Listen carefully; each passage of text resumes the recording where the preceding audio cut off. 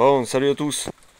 Je refais une petite vidéo d'affûtage parce qu'apparemment il y en a qui n'ont pas compris, ils disent qu'il y a trop de balblatage.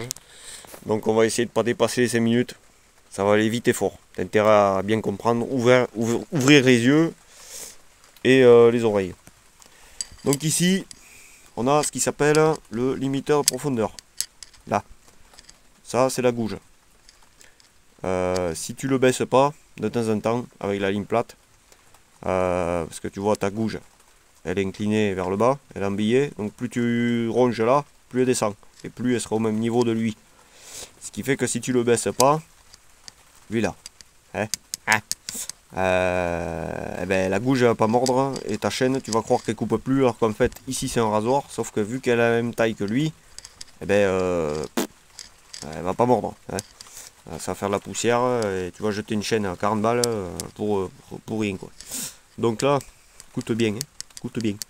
Là, tu vas baisser un peu avec ta ligne plate ce fucking limiteur pour qu'elle mange un peu de bois. C'est lui qui va gérer le mordant en fait. Plus tu veux que ça morde, plus tu le baisses. Ou alors tu fais comme certains, tu prends ta meuleuse, tu le vires et puis ça va bloquer sans arrêt parce qu'elle va tellement niaquer que elle va bloquer quoi. Donc moi je te conseille si tu sais faire avec les outils à part un par un, hein, c'est-à-dire lime, machin, parce que sinon tu as des kits qui coûtent la peau qui te permettent de affûter les deux en même temps. Bon, moi j'ai appris comme ça, hein, donc je fais comme ça. Je dis pas qu'il faut faire comme ça, je montre ma manière de faire. Donc là, paf, très important. Bon, l'angle à respecter, hein, bien sûr. Alors, on a le petit dessin, si j'arrive à le filmer. Attends. Le petit dessin. Attends, où elle est la gouge? Putain, je filme là. Là. C'est celle-là? Non, c'est pas celle-là. Putain, où j'ai le doigt. Ah ouais, mais je suis loin, ok. Là. On va virer. T'as le petit trait là qui permet d'indiquer l'angle d'affûtage que tu dois respecter. La gouge. Hein. Et puis c'est aussi la limite, enfin moi je m'en sers de limite comme quoi quand ma gouge atteint le trait, je dégage la chaîne parce que après ça tient plus l'affûtage, il n'y a plus rien, ça sert à rien. Donc 3 coups, très important. 3 coups ici, de ce côté, 3 coups ici, de ce côté, 3 coups ici, de ce côté, et l'inverse pour l'autre sens. Ah oui, là on le voit bien. Tu as aussi sur la gouge un petit trait ici qui te permet de t'orienter, merde j'avais le fou, ouais, de te dire la profondeur de gouge. Donc on voit que moi je suis parallèle au dessin, donc mon affûtage pour moi il est bon. Ensuite, alors pourquoi je te dis 3 coups là, enfin 3 ou 2 ou 1 ou peu importe, mais tu mets le même coup de gouge, de lime pardon, sur les mêmes, toutes les gouges, toutes, sur gauche ou à droite, c'est, tu t'en mets un là, t'en mets un là, t'en mets un là, t'en mets un là. Si t'en mets deux, t'en mets deux, t'en mets deux, et ainsi de suite, parce que sinon ça va couper de travers, ça va faire de la merde, tu vas acheter ta tronçonneuse pour rien. Donc, voilà, hein, j'ai fait le tour. Sinon, pour vérifier que ton limiteur soit à la bonne hauteur, quoi, que tu as un peu de mordant, tu testes dans le bois, tu testes... Voilà, moi j'ai trouvé mon affûtage qui me correspondait.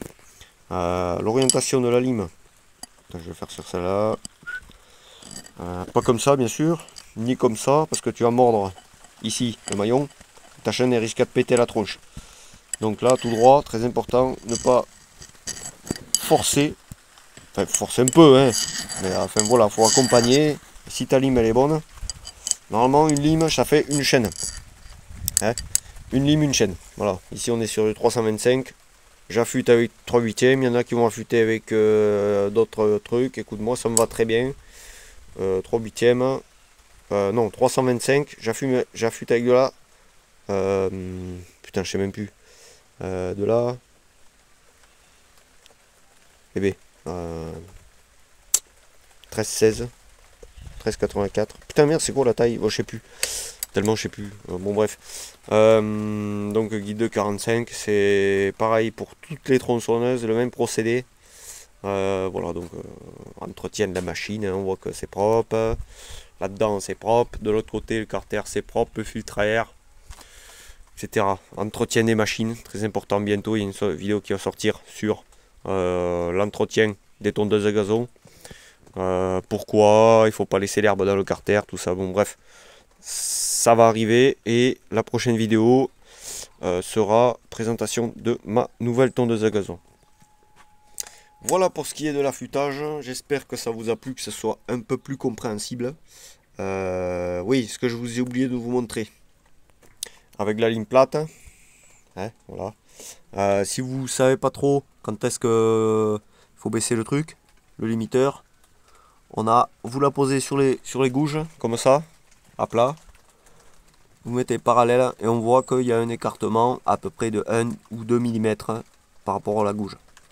Voilà, vous posez, si les deux touchent, si le limiteur touche la lime, c'est qu'il faut baisser. Voilà, si vous avez un petit écartement comme ça, c'est pas mal.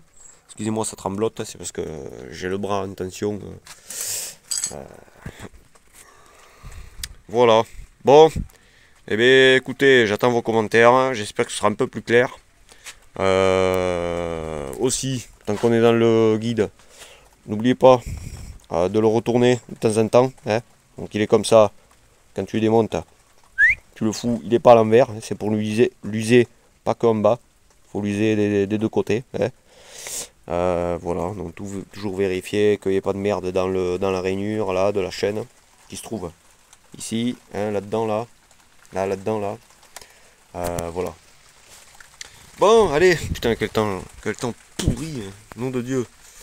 Bon, allez, je vous dis à bientôt pour la nouvelle vidéo sur la tondeuse. En attendant, je vous souhaite une bonne journée. À bientôt. Ciao.